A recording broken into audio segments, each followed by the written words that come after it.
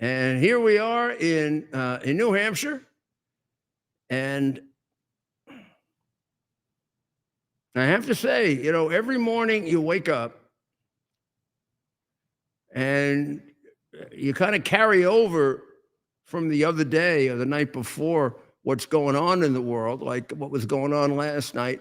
That was, I would say, the most significant was the Russian change in position on Ukraine, the back off from a summit with Zelensky. No, we're going to put that off.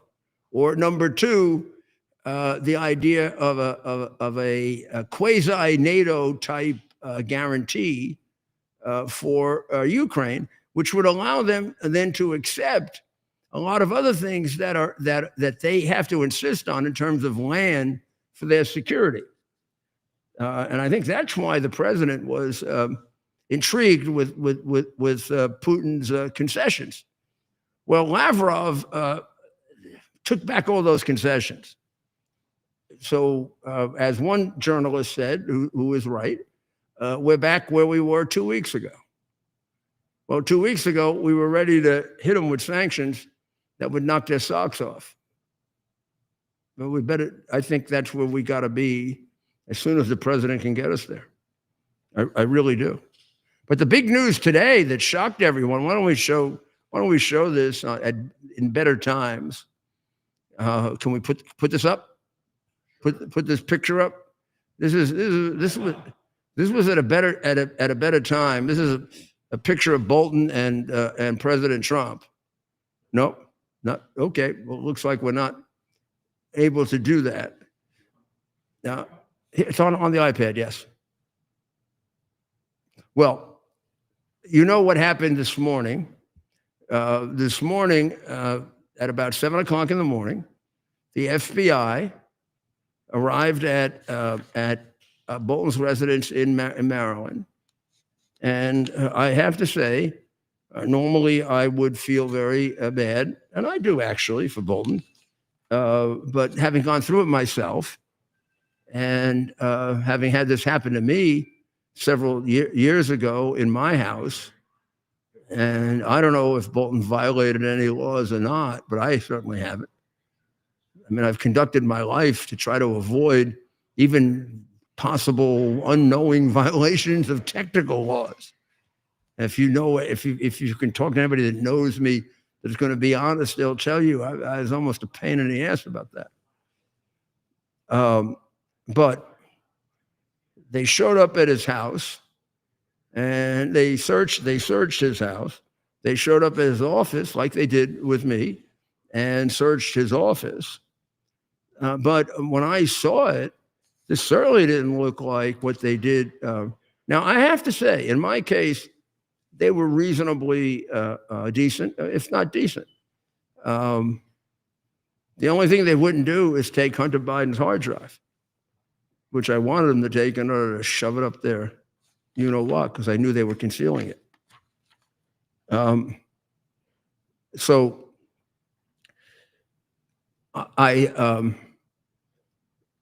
the purpose of this search of the residence and of the office is, to start with, based on the fact that the Trump people allege that he used a lot of classified material in his book.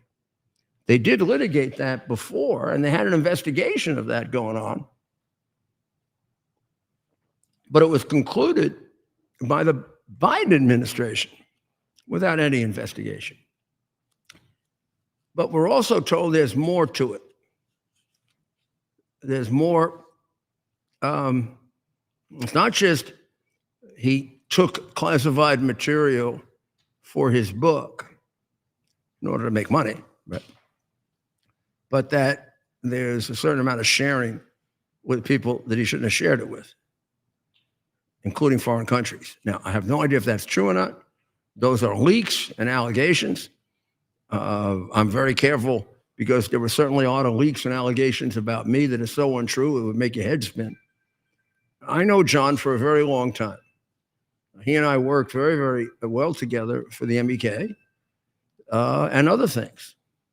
And when he was in the White House, I thought I had a good relationship with him. I have to say, when he turned, he really did some lying about me that I can personally attest to. Now, I don't know if he was confused about what I was doing with Ukraine or he wasn't, but he was buying into the communist and the Democrat dialogue that I was I was doing this, on behalf of Russia somehow. I was a lawyer for my client. If it helped Russia, it helped Russia. If it helped Ukraine, it helped Ukraine. All I cared about is if it helped Donald Trump. And I wasn't lying or cheating or doing anything untoward, anything I hadn't done before in my 50 distinguished years as a lawyer, except I've been persecuted and destroyed as a lawyer for doing the things that you're supposed to do to defend your client. And my fellow lawyers are all hiding in the bushes, and they don't realize that if they can do it to me, boy, they can more easily do it to you. And they do now, because you don't have the guts to stand up. Some of you do, and some of you did, but most of you ran away, and you'd be surprised, even on our side. And some of the people, even in the administration now, ran away. I understand it. Not everybody has courage. It's a hell of a thing to have, and if you have it, thank God that you do. And if you don't get involved in anything serious. Okay? So Bolton, there he is. That's that. There's Bolton. I don't know what that is, but he's sure. I don't know. Have you watched The Chosen? I mean, he doesn't look like, he has that stupid mustache. You know what that's about, by the way? That stupid mustache. I never knew. Even when I was his friend, I never knew what that freaking thing was about. Looks like a push broom. But it got to get in that has to go in your mouth. Look how big it. I mean, that stupid thing has to go in your mouth. I mean, I'd only justify that if you had some kind of deformed lip or something. What? God. What is it, the Hitler look or something? I don't know, but he looks like Judas, doesn't he? Yeah, like a walrus. I mean, he is Judas. Back to the mayor. Go back to mayor. He looks like Judas. So today, this is their showing up. If you can work with this, I can show him the FBI showing up at his door. One of the things I don't see anybody with machine guns like the ones that showed up for Roger Stone. I don't see any leg irons being brought in like they did to Navarro. And I will say, in fairness, this is more like what they did to me. This is them walking out of his office with stuff. I don't know what it is. And there's a good shot of the house. That's the house they searched right there. So we know it's about classified material used in a book. We know it's about classified material used for other purposes, but we don't know the purposes. We know that he's presumed innocent, and I will stick with that he's presumed innocent. And the fact that I think he's a skunk and a scoundrel and consumed and trying to get even because Trump fired him, there's no doubt about it, and has said terrible lying things about Trump and to some extent about me. I still don't assume that he's guilty of a crime until I see the evidence. And it's one thing to be upset with people of all the things I just mentioned, and it's another thing to take their liberty away. That is a much bigger step. But if I see it, then I will expect that he'll be prosecuted to the full extent of the law. And I do point out that there weren't a bunch of stormtroopers that showed up at his house, as the FBI did routinely under the fascist Biden administration. And by the way, Cash, keep doing it that way. That's the way to do it. This guy Bolton is not, whatever he is. If this guy was misusing classified information, then he belongs in jail. But the guy's not a terrorist. You don't need machine guns to arrest him. You don't need leg irons. They just do that in fascist countries like Soviet Union, Nazi Germany, Venezuela, and Biden's Democrat America. We're going to end that. And that says FBI. You see any of the stormtroopers? I don't. I think they lost all that machine gun gear, and I would contrast that with Roger Stone, and this looks like a regular suit. That's unfortunately Mrs. And she's, look, I don't know. These things are terrible. Half of me feels sorry for him. The other half of me says, if you did it, you should be punished for it. And then the other half, and then altogether a different part of me says, you're a disloyal son of a bitch because of what you did to Trump. And I have to tell you, I do think when the president was thinking of taking him in, I was his lawyer then, I do think I probably said something very positive about him, even though he turned on me too. Not unusual. A lot of people turned on me, including some in the administration right now. Israel. Can't forget what's going on there. But I'll tell you what, Bibi doesn't let any grass grow under his feet. He called up 60,000 reservists. They started some, I don't know if they're called up yet, but some of them, some of the people he has are moving into Gaza already.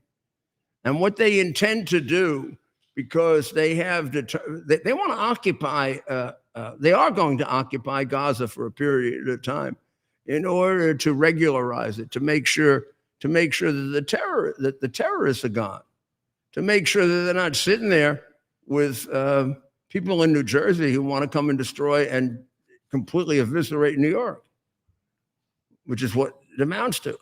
They have every right to do that. So they're moving some soldiers in already as they bring up the 60,000 reservists who are going to carry out this mission. Of course, the world community is very upset that he's continuing the war in Gaza. They expect him just to give it up and just hope that the Hamas people return the hostages.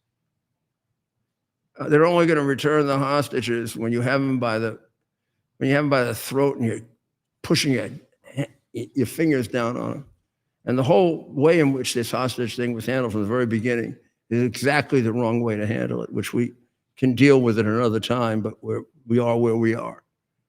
And I think the president is president on this, and the president on Ukraine being able to go into Russia and hit Russian targets the way the Russians are doing to the Ukrainians is absolutely correct. Israel has every right to go into Hamas, into Gaza to make sure Hamas is gone. And that's what they're going to do. And as everybody is sitting around debating, and Lavrov is lying, and some people are condemning him, and some people are agreeing with him, and the isolationists want to get us out of it, and the interventionists want us to drop bombs. Bibi is just very, very methodically moving along. And just like he wiped out Hezbollah for our benefit, just like he got rid of Assad for our benefit, and just like he has neutralized to some extent, not completely, the Houthis, he can keep going until he gets rid of everybody in Hamas. And he has a place next to him that doesn't want to kill the Jewish people. That's the kind of leader you have to have. That's the kind of leader we have to. And on this, I think his statement that they have every right to do this is very, very indicative of where the president really comes down, even though you have to diplomatically move around this a little bit. there was a very, very good report, an analysis done of the death reports from Hamas. So we get this thing like 70% of the people killed in Gaza were civilian. That's ridiculous. I mean, half of Gaza is Hamas.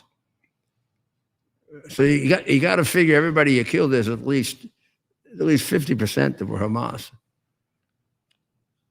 50, who voted them into office? Not me, not Bibi. People in Gaza. Oh, they're all innocent little people. Oh, innocent people. They're so sweet. They're able to absorb being trained at about 2 years old to hate Jews, kill Americans. They're able to absorb the training they get at 5 about how to knife people, set off bombs and stuff. Bullshit. And the exaggeration of the civilian deaths, I think the exaggeration of the deaths doesn't mean anything because as I think the Israelis also were able to demonstrate, a good deal of the journalists now that operate in Gaza aren't journalists; they're terrorists. Some of them even took part in the October 7 rapes and attacks, and I mean this whole thing about Anas al-Sharif, who was killed this month, who was definitively, for sure, a participant in Hamas terrorist attacks, as well as a so-called journalist.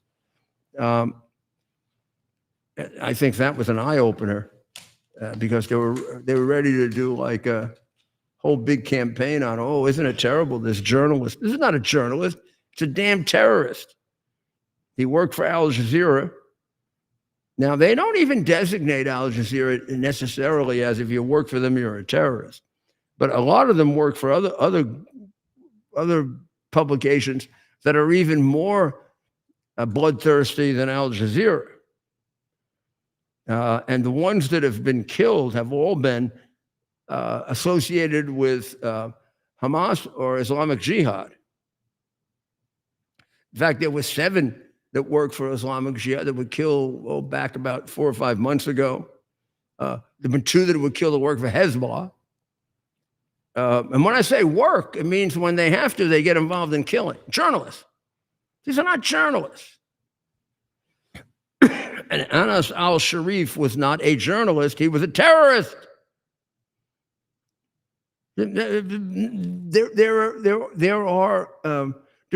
definitive evidence of his being involved in terrorist attacks. Consider this guy, Ian Williams. So if his name is Ian, what do you figure he is? English, right? The UK may be very shortly, they may replace the Anglican religion with the Muslim religion. They may turn over Westminster Abbey as a mosque. I mean, there are more Catholics in England now than there are Anglicans. And the Church of England is just about gone. And I don't King Charles is the head of it, which doesn't really bode very well for the Church of England. So it's falling apart under their purview, everything. No wonder his mother didn't want to die. But in any event, Ian Williams is the president of the Foreign Press Association. How about this quote? Frankly, I don't care whether al-Sharaf was in Hamas or not. We don't kill journalists for being Republicans or Democrats. Hamas is a political organization as well as a terrorist organization. Perhaps. This is who's covering it. So I mean, the worst of it is somebody like al-Sharif who's a terrorist and kills people. The best of it is a guy like Ian Williams who can't accept the fact that Hamas is a thoroughgoing terrorist organization, not perhaps.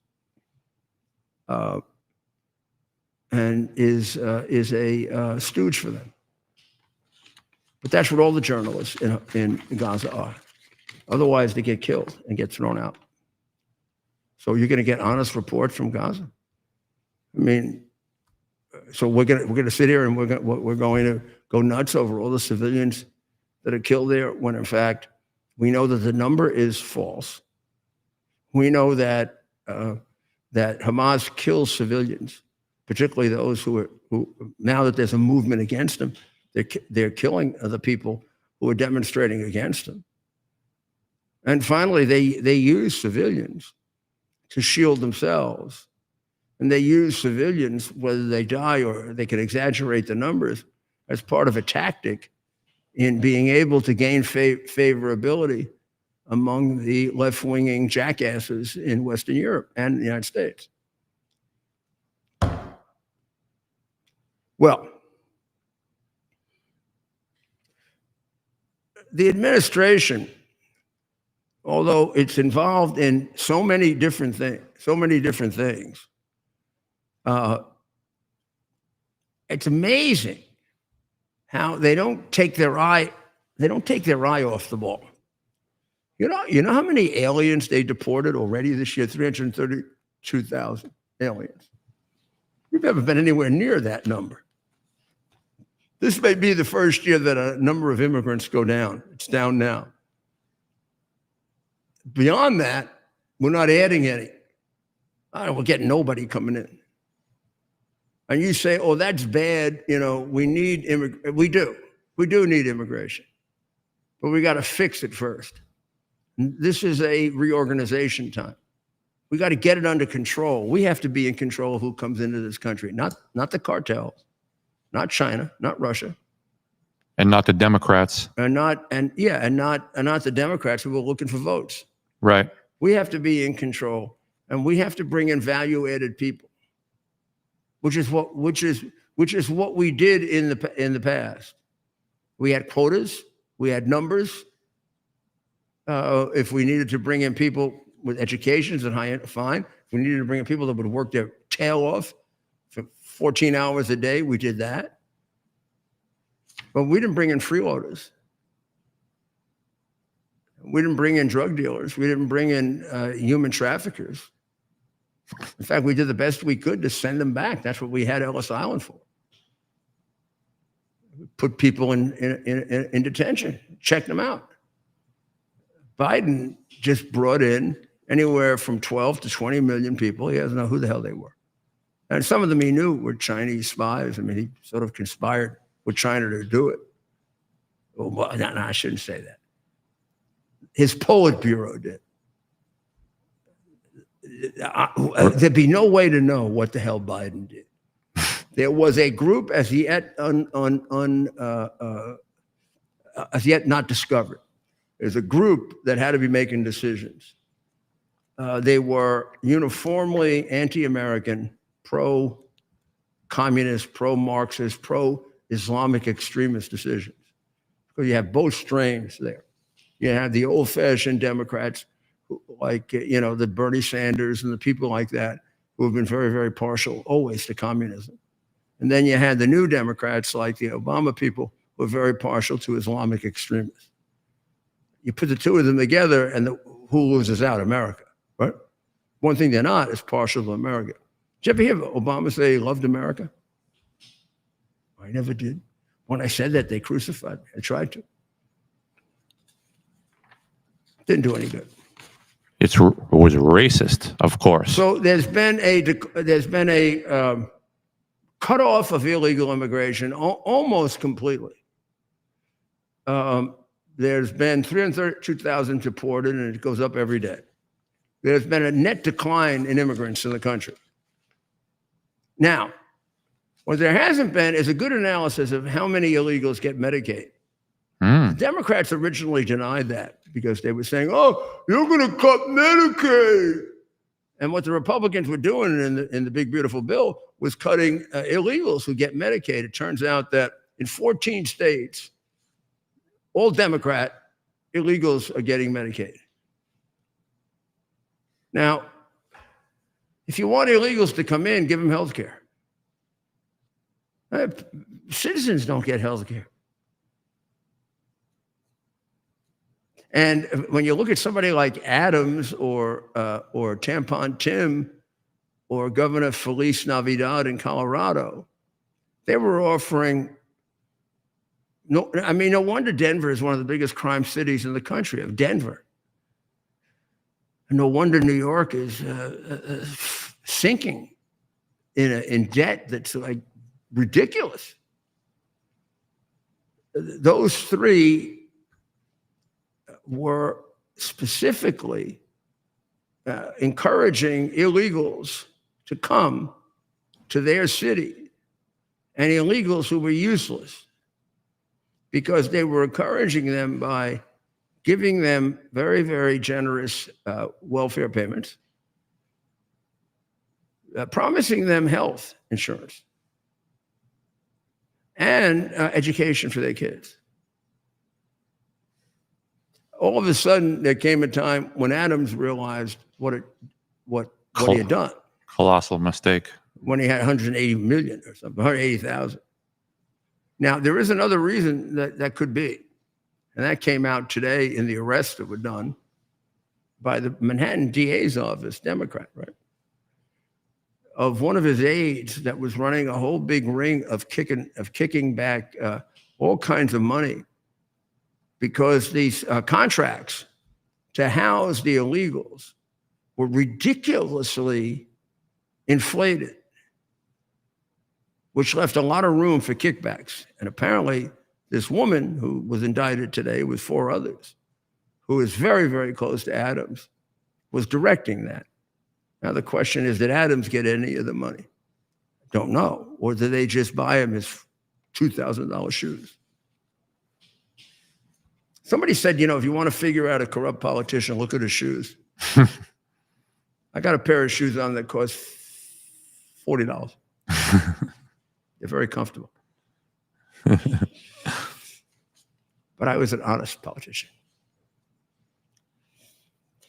So Medicaid for illegals, I don't think we know how much. But when they say Republicans are cutting Medicaid, no, they're not. They're saving Medicaid.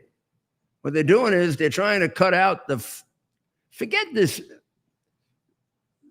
abuse and negligence. It's all fraud. They were doing it with homeless contracts. Adams, when he was borough president of Brooklyn, was participating in that, or his aides were. I don't know how much his aides do and he doesn't know about, and how much he knows about. And I can't determine that. And I'm enough of an honest prosecutor to withhold judgment on that. But it is very suspicious. And the indictment today has to basically bury him. I mean, he really can't seem to. He really can't seem to get out of third place, and this is going to sink him even further down. Let's get to that. The race in New York is really, really extremely dangerous. Mondani is a communist. There is no doubt about it. Nobody's exaggerating it. But that's one thing to say. Let's look at his positions that will destroy New York. He's in favor of legalizing what he calls sex work, which is legalizing and therefore encouraging, supporting, and in many ways legitimatizing women selling their bodies for money. You want a city whose economy is based on women selling their bodies for money, marijuana, cannabis. There are over 1,000 illegal stores and about 10 legal ones, and gambling, because the mayor is working really hard for more casinos. And Adams has this dream that New York will be really rich based on not prostitution, but based on gambling and drugs. I mean, we give out all the things you need to use the drugs. This is insane. I was mayor of that city, and I think I can say, in modern times, there was never a better period for New York City or any city in America, and between 1994 and about 2010. And I'm giving a lot of credit to Michael Bloomberg and particularly Chief Ray Kelly of the police department, who was the longest serving police commissioner and one of the very best. I will put into that group my police commissioners, Howard and Bill Bratton, and the dearly departed now Bernie Carrick, and Howard too. Both have gone on to heaven. I couldn't have done it without them, but I did do it. I reduced crime more than any mayor ever, anywhere. And I was very, very moved today that the president acknowledged that. Can we break for commercial? You want to play that? Let's play it. Do we have it? I don't. Oh, you don't? No. Well, I do. But you let's take a break. Take a break. When we come back, I can play it on here. Okay. Okay. Are you ready for some action? U.S. Army Major Scott Smiley paid a high price serving our nation. Scott was leading his platoon in Iraq when a blast sent shrapnel through his eyes, leaving him blind and temporarily paralyzed. Scott would become the first blind active duty military officer before medically retiring years later. Thanks to friends like you, the Tunnel to Towers Foundation gave Scott and his family a mortgage-free, specially adapted smart home. Show your support for America's heroes now.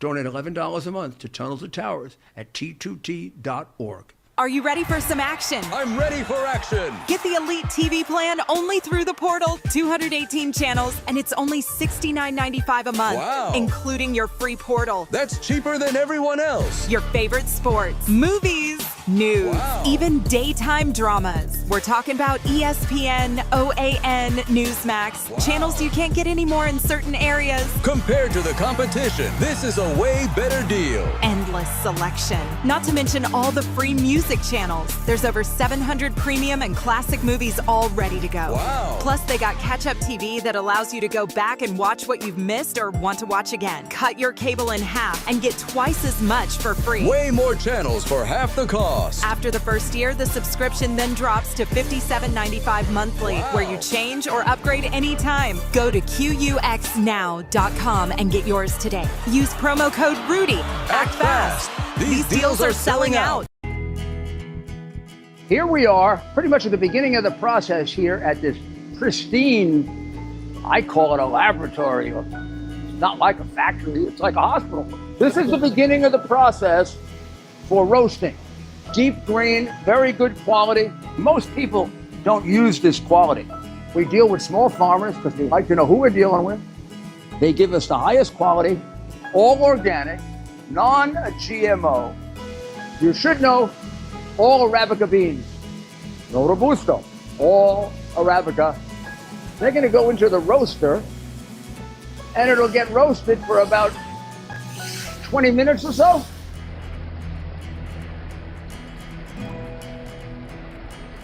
Oh my goodness, look at these. My goodness.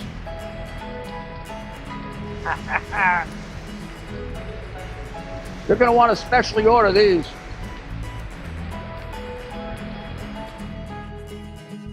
This is what goes into Rudy's coffee. Andrew, you're all excited about it? Absolutely. Would you like to say something? This is a great opportunity, Mr. President, to show off the first 250 years of the United States of America, the greatness and then the hope and promise of the next 250 years. When you think this World Cup is going to be over our 250th birthday, Mr. President, your leadership, obviously, with FIFA leading the way, this is the largest sporting event in the history of the world under the Trump administration. So very excited. I just want to say one thing. Andrew Giuliani said his father is Rudy, the greatest mayor in the history of New York, I think by far.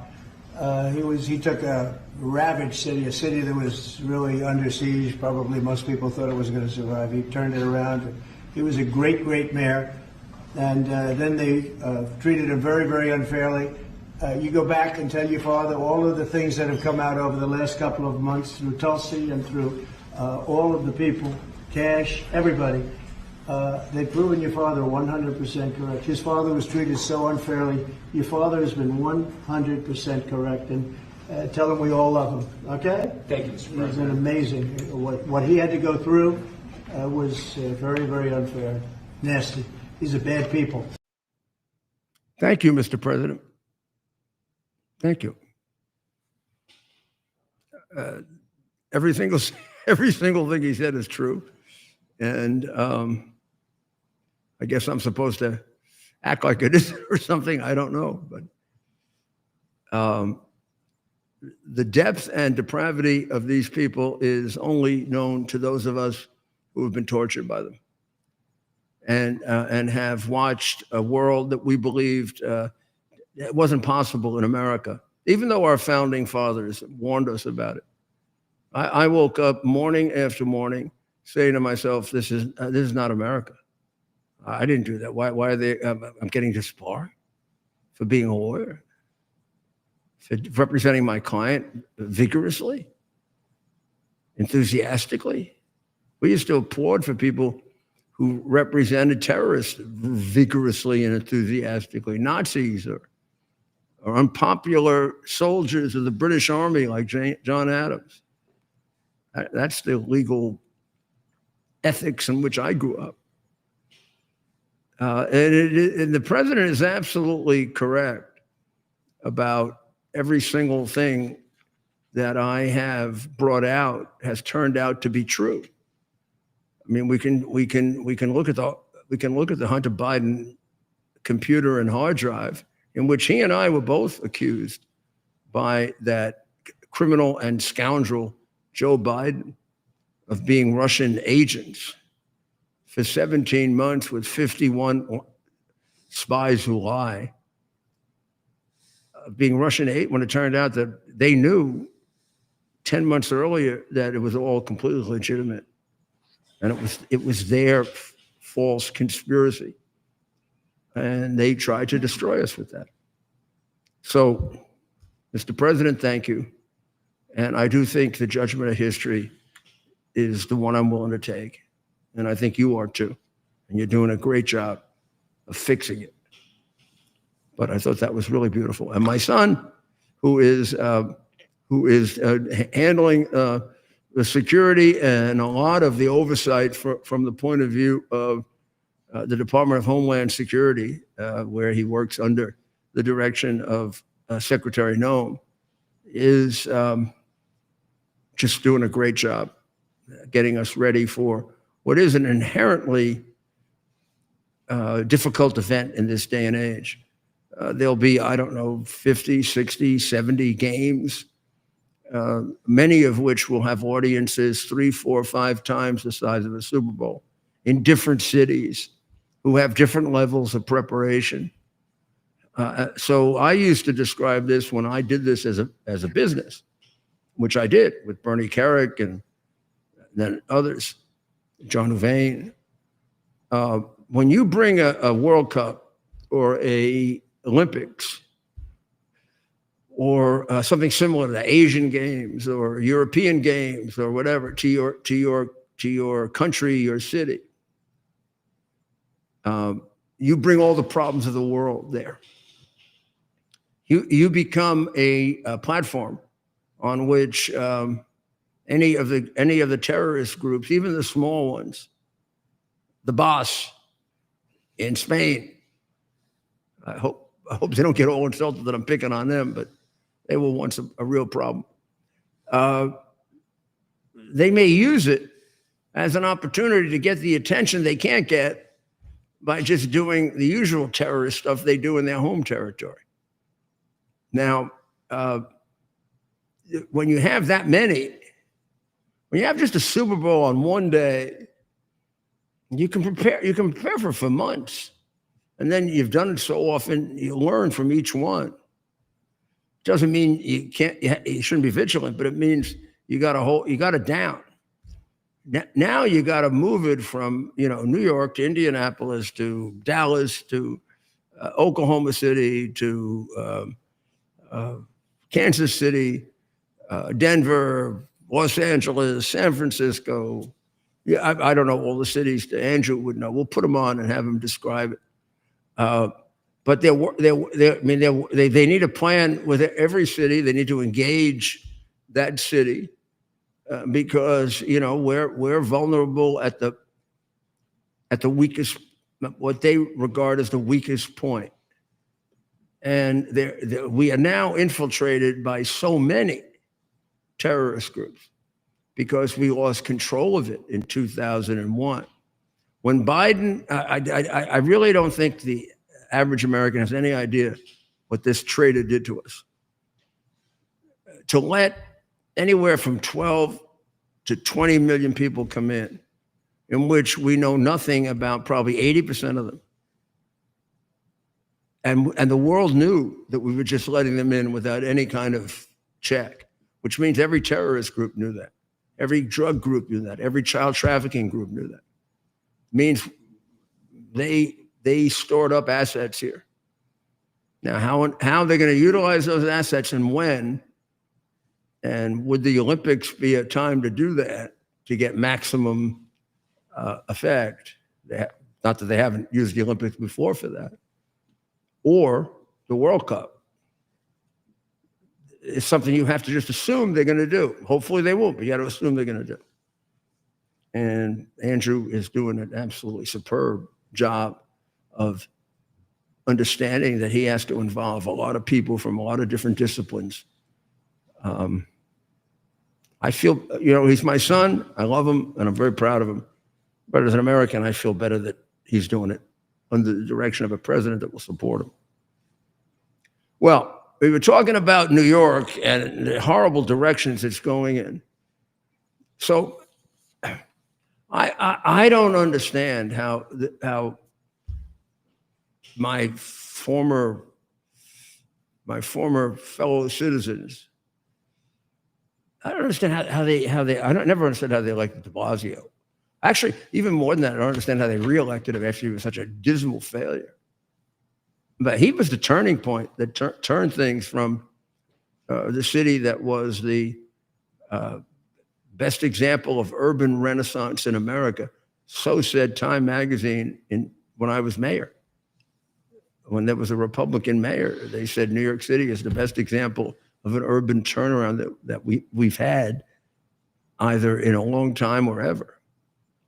So the sentiments that the president expressed used to be expressed by liberal Democrats before they began to hate me because I support Trump. They are extremely sick people. They were in favor of a wall. Schumer, Pelosi, all of them. Trump says wall, they're against a wall. Whatever happened to the best interests of the United States? Why not oppose him when you believe that his position is not in the best interest of the United States? Not when you've already acknowledged, by having expressed that position, that it is in the best interest of the United States to have a wall. And then you got to reduce yourself to making the absurd argument that a wall doesn't help. And they all have walls around their houses. Now, and then I got to ask you, I probably don't have too many people on here that do it, but how do you vote for them? How do you vote for them? I don't care any of the antics of the Republican, but how do you vote for that? It's absolutely mind-boggling. And in significant, even though, thank God, we put it on last night.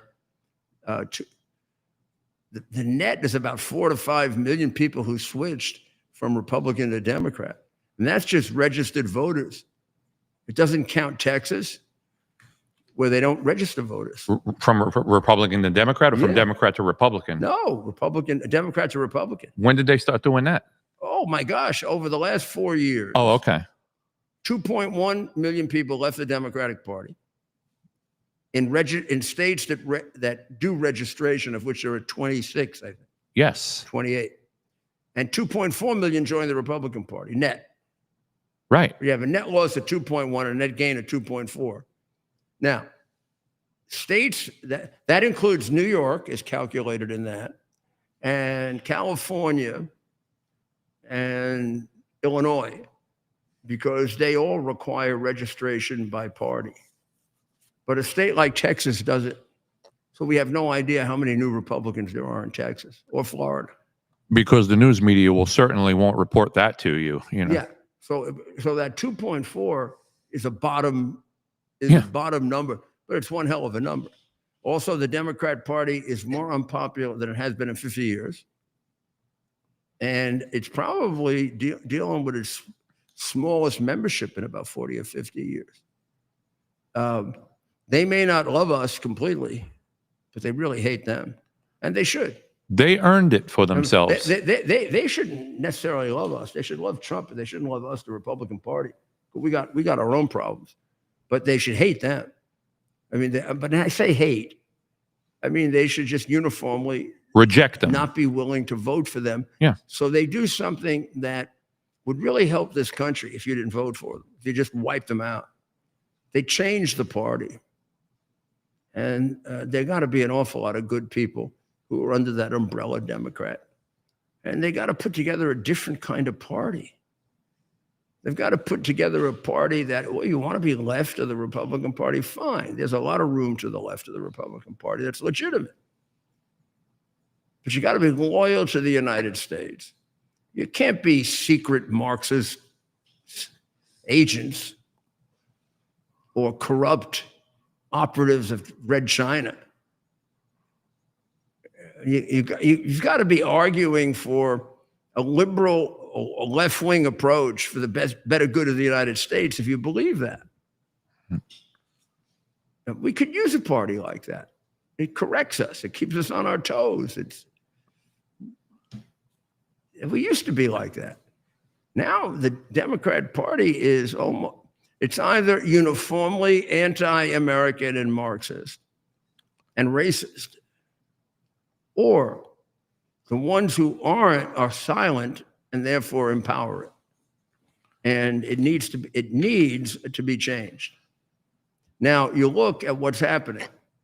This guy Mondami is running in New York, and I don't even want to go through all the things that he's in. I don't want to even go through all the things that he's in favor of, because it's absurd. Like I said, women selling their bodies. How can we even think about voting for someone like that? But in addition to that, government-owned grocery stores, free transportation, $10 billion more in government expenditures when New York City is technically bankrupt already. Tax the rich. I don't know how much rich there are left in New York. They're leaving Yeah, there are no more. I mean, the best business to be in right now is the high-end moving business. Yeah. I mean, I wish I owned a high-end moving company. Well, I'd like to know what Mondani's argument is for women selling their bodies. Is it like a civil rights thing? Should they should be allowed to sell their bodies? Adams, who we're obligated to explain what happened to him and the corruption in his administration. But Adams did make a very good point. What kind of Muslim is he? Right. Right. I mean, that's a real Muslim. He is a Muslim by religion, but he must not practice his religion if he believes that prostitution's okay. Yeah, we need a roving reporter in the street. In the Muslim extremist countries, they kill prostitutes. Right. That's a little crazy, but what's he doing legalized?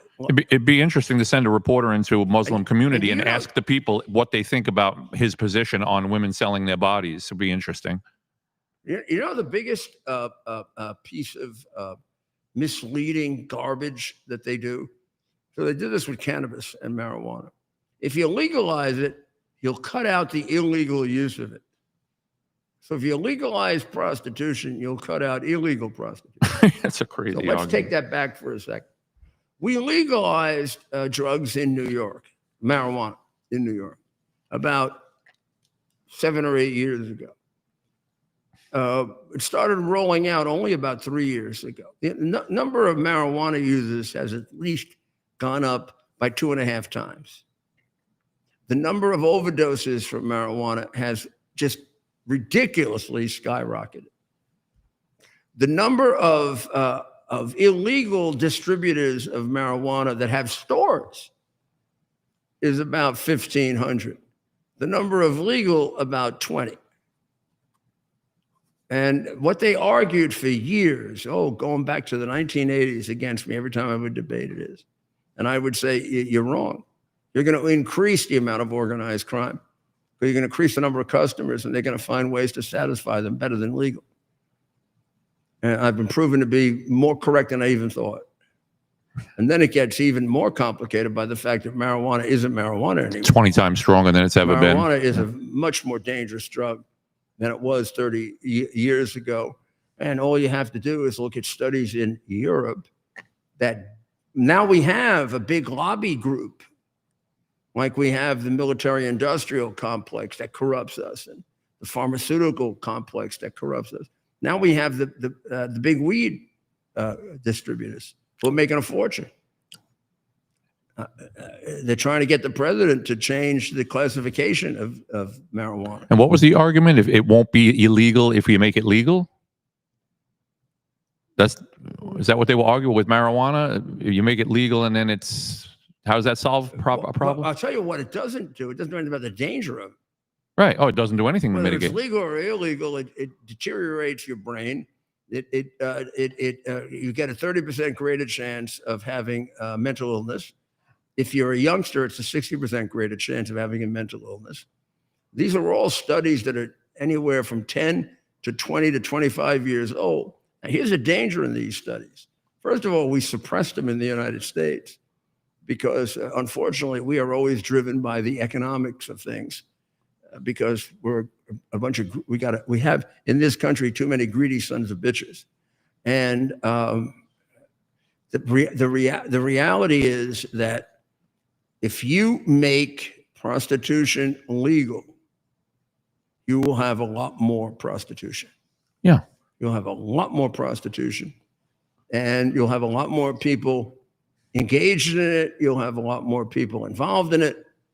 And then you will expand illegal prostitution because they will compete with the legal and go further. And that'll be more enticing to people, which is what's happened with marijuana. Well, maybe the next thing they're going to tell you is if you legalize murder, then it won't be that big a problem anymore. If you legalize murder, you'll have less murders, only because you're not considering them murder. Right. Will you have more people killed? Yes, by a lot. And isn't something strange going on in Canada with that I've been hearing lately? Oh, well, Canada, which has gone completely haywire with that. I really think that their former prime minister was Castro's kid. But I mean, they're doing people, taking their lives, allowed to take their lives because they're a little depressed. That's one step closer, and that's how you can do assisted suicide. So I'm a little depressed. Come on, help me kill myself. Yeah, I've been involved in dealing with people who were suicidal, and in a few cases, having to talk them out of it. One of them is described in a movie that I'll tell you about sometime. This is an extraordinarily profound matter. Sensitive matter. Yeah. And this is the other problem. Human life is profound, and it's not dealt with that way by the Gateses and the Democrats and the people who kill 6-month-old and 7-month-old and 8-month-old and 9-month-old babies in the womb. Right. What is their obsession with killing? They've lost the sanctity of human life, and the fact that it's beyond anything we should be able to. Thou shalt not kill. Yeah. Has exceptions, obviously, but one of them is not deciding when a person should, deciding that a person should die because they're not useful anymore. And I tell you, you got people like Gates, and they just want to get rid of us. Well, let's see. I want to cover a couple more things because I want you guys to go over to. I want you to go over and see Dr. Maria On Lindell TV. That's right, on Lindell TV. I think it's also on Rumble, maybe on X too, but go right to Lindell TV. She's not on yet. But first, let me show you this. Put this up. We'll do a little analysis of the mayor's race. After all, this is something I really know about. So 36.9% say they will vote for Mondami. Okay? 24% or 25 if you want to. So let's take Mondami to 37. I like rounding it off. 37 for Mondami, 25 for Cuomo, 17 for Sliwa, and Adams is the bottom of the barrel. Adams has got to go. Now, Adams today got hit with a real tough one, an extraordinarily tough one, I think.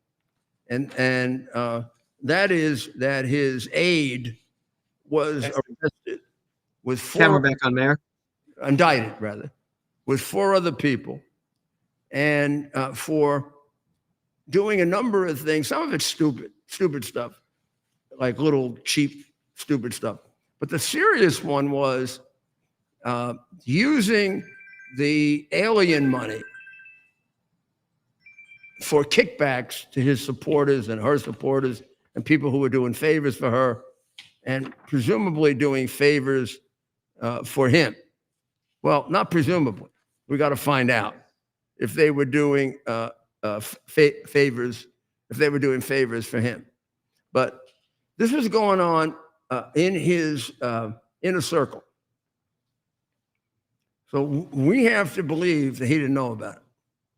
I'm prepared to believe that because I've seen it happen.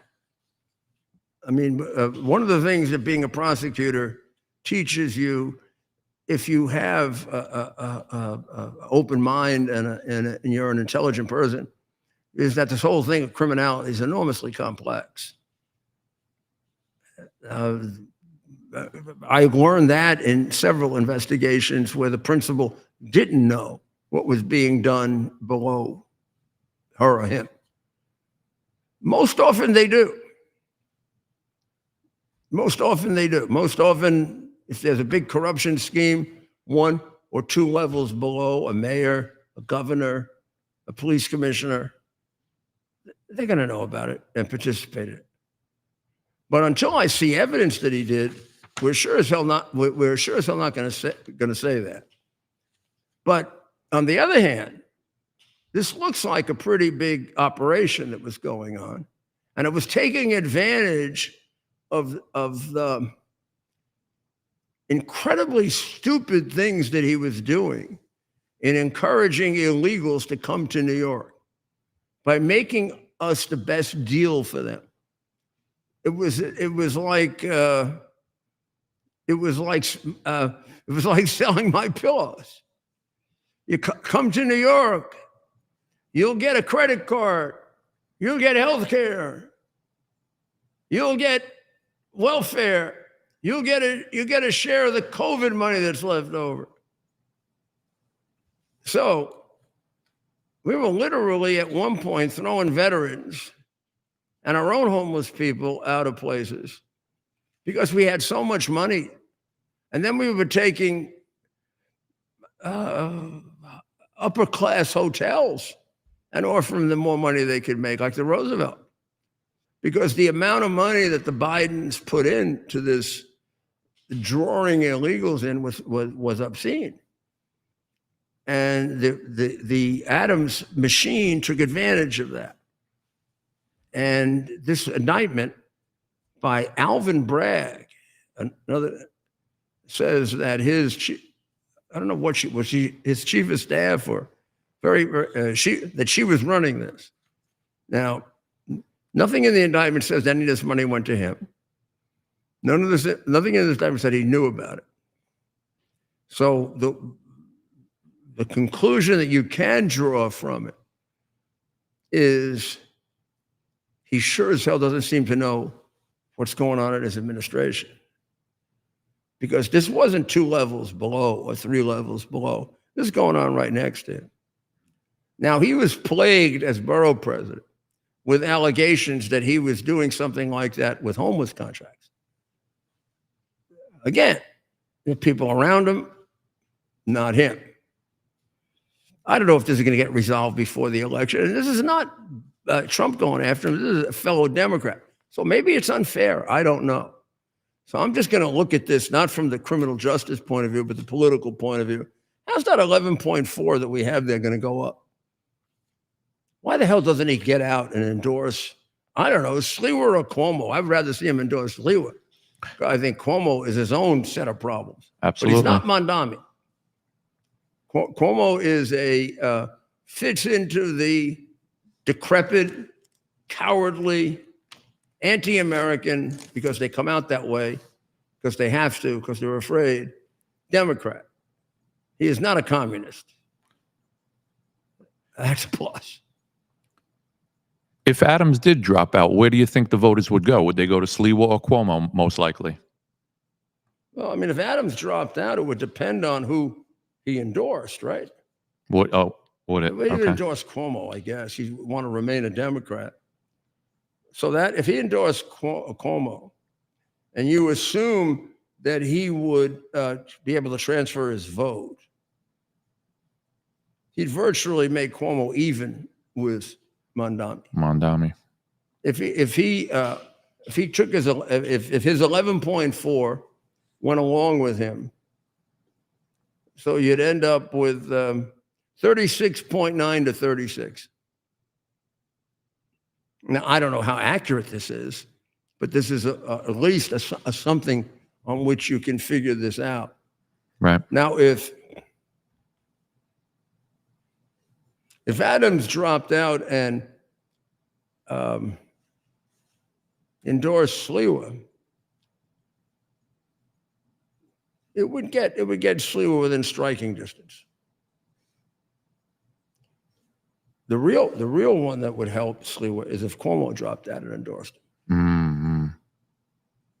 That would really help. That would put Sliwa ahead. I hope.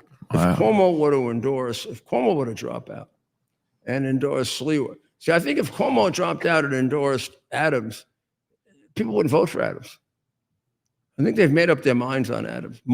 They've made up their minds on all of them to some extent, but I think it's the hardest on Adams. I think it's and these new revelations of corruption, and these are being orchestrated now by the Democrat Party. So when I went through all that, I have to tell you, I'm also a little bit nervous about how accurate that all is, because it is coming from Alvin Bragg, who's a complete liar. And it would not be inconsistent with the 180-year history of urban Democrat corruption for them to just make up something. I suspect it. Well, right now, it doesn't seem like any of them are going to drop out. But I mean, I don't know if these people actually go home and think about I think Curtis does. But aside from Curtis, I don't know if Curtis Sliwa, I don't know if any of these guys go home and think about the best interests of the city. Pure political expedience. That's the only thing they have on their mind. Not Curtis, though. Curtis is he's a man of the city. Would work, I think. Because I think people could vote for him if Cuomo and Adams dropped out and endorsed Sliwa. Oh, that'd be unbelievably great. Curtis would win. I think that would do it. Particularly with the fact that the Mondami revelations aren't going to stop. I mean, the guy is a thoroughgoing, anti-American, horrible person, totally unqualified to be mayor, and will destroy New York City. Well, we're going to see what happens over the weekend. There's a lot of campaigning for one of the things that you should know is that almost 60% of the people of New York disagree with Mondami's position on the police. So that's why I say if Cuomo and Adams could drop out, Sliwa would pick up a lot of that vote.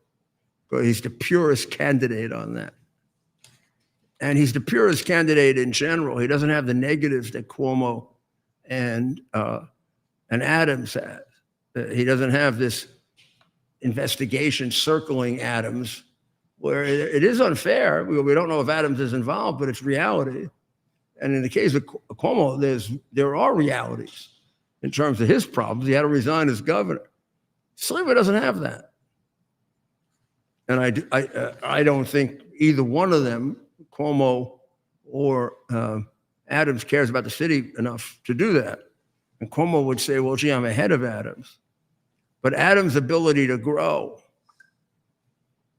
is a lot bigger than Andrew.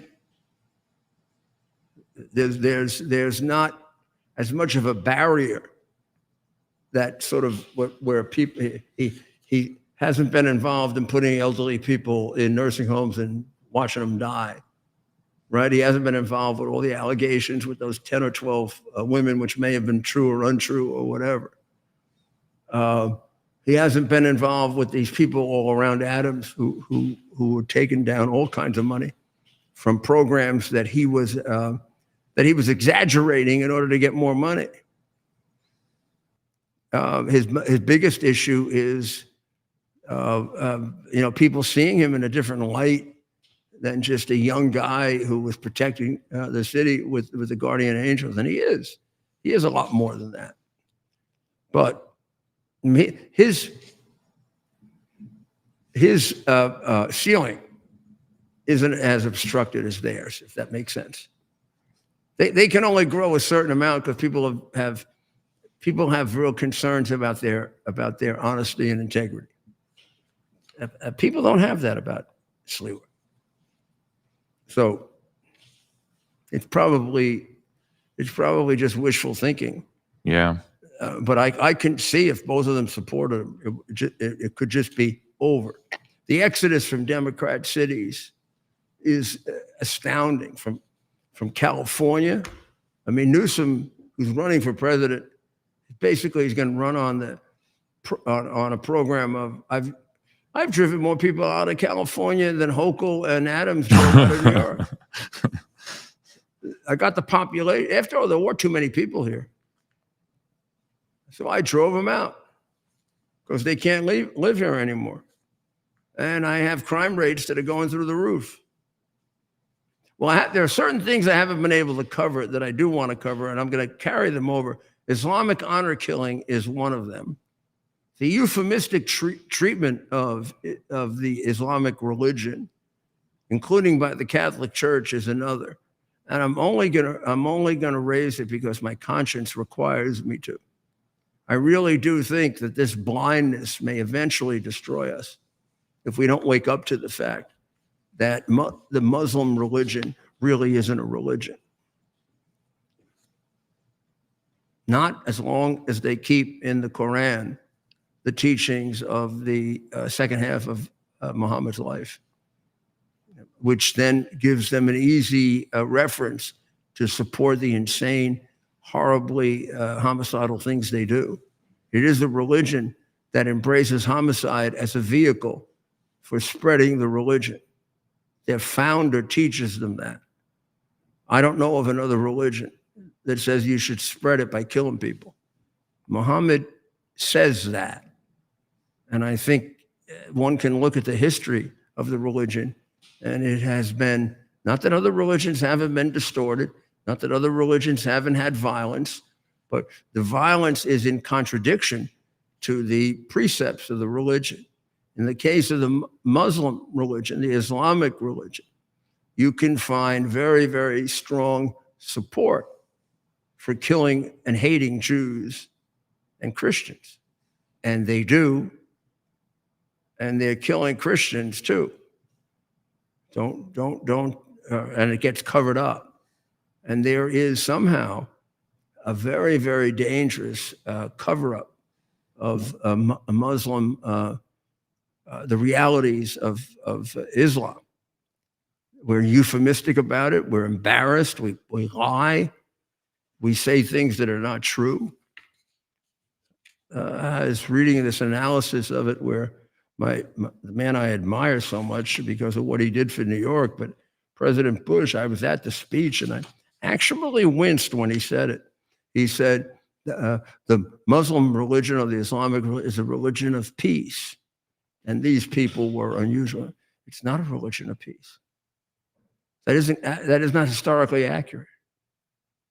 Muhammad left them with both the exhortation and the reality in terms of the example of his own life. You spread this religion by threatening and carrying out murder, sometimes mass, particularly against Jews. So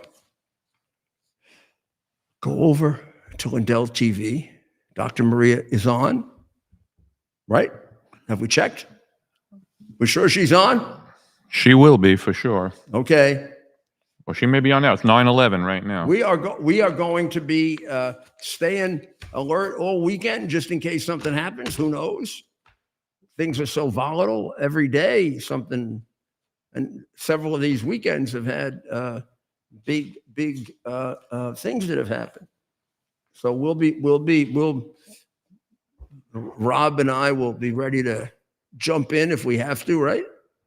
I'm ready. And we got Ted coming back pretty soon, right? Yeah, we'll have the full team. Good old Ted.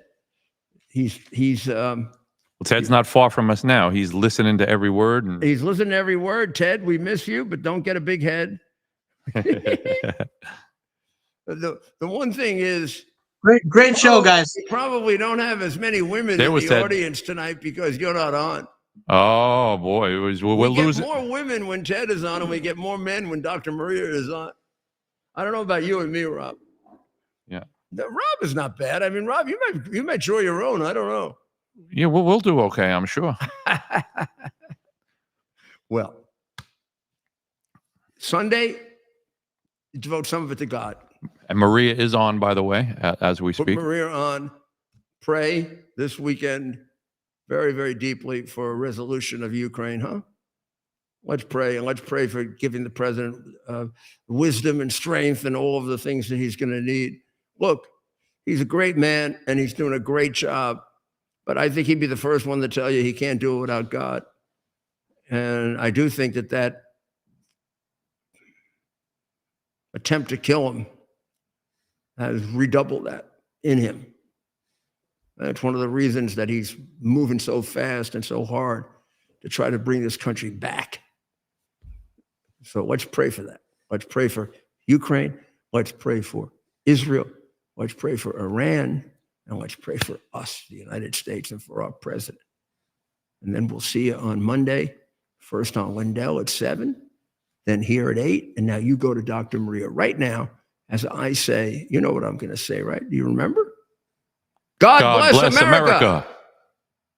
Andrew, you're all excited about it? Absolutely. Would you like to say something? This is a great opportunity, Mr. President, to show off the first 250 years of the United States of America, the greatness and then the hope and promise of the next 250 years. When you think this World Cup is going to be over our 250th birthday, Mr. President, your leadership, obviously, with FIFA leading the way, this is the largest sporting event in the history of the world under the Trump administration. So very excited. I just want to say one thing. Andrew Giuliani, so his father is Rudy, the greatest mayor in the history of New York, I think by far. He took a ravaged city, a city that was really under siege. Probably most people thought it was going to survive. He turned it around. He was a great, great mayor. And then they treated him very, very unfairly.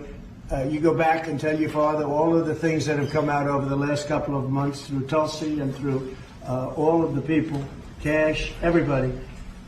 They've proven your father 100% correct. His father was treated so unfairly. Your father has been 100% correct. And tell him we all love him, okay? Thank you, Mr. President. He's an amazing. What he had to go through was very, very unfair. Nasty. He's a bad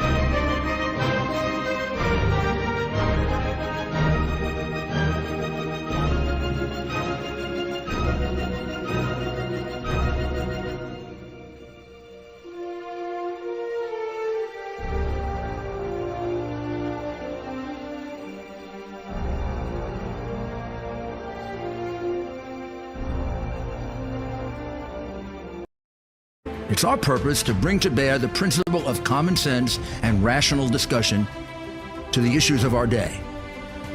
America was created at a time of great turmoil, tremendous disagreements, anger, hatred. There was a book written in 1776 that guided much of the discipline of thinking that brought to us the discovery of our freedoms, of our God-given freedoms. It was Thomas Paine's Common Sense, written in 1776, one of the first American bestsellers, in which Thomas Paine explained, by rational principles, the reason why these small colonies felt the necessity to separate from the Kingdom of Great Britain and the King of England. He explained their inherent desire for liberty, for freedom, freedom of religion, freedom of speech, the ability to select the people who govern them. And he explained it in ways that were understandable to all the people, not just the elite. Because the desire for freedom is universal. The desire for freedom adheres in the human mind, and it is part of the human soul. This is exactly the time we should consult our history. Look at what we've done in the past and see if we can't use it to help us now. We understand that our founders created the greatest country in the history of the world, the greatest democracy, the freest country, a country that has taken more people out of poverty than any country ever. All of us are so fortunate to be Americans. But a great deal of the reason for America's constant ability to self-improve is because we're able to reason, we're able to talk, we're able to analyze. We are able to apply